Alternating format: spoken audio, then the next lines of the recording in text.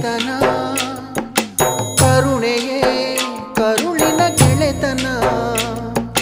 ದೇವರಿಗೂ ಅವಳೆ ತಾನೆ ದೇವರು, ಅವಳ ಸರಿ ಸಮ ಯಾರು ಕಾಣರು.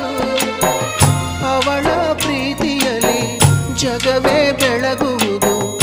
ಅಮ್ಮ ನಿನಗೂ ಮೊದಲು ಜಗದಲ್ಲಿ ಯಾರಮ್ಮ, ಹೆತ್ತವಳು ಯಾರಮ್ಮ, ಹೊತ್ತವಳು ಯಾರಮ್ಮ.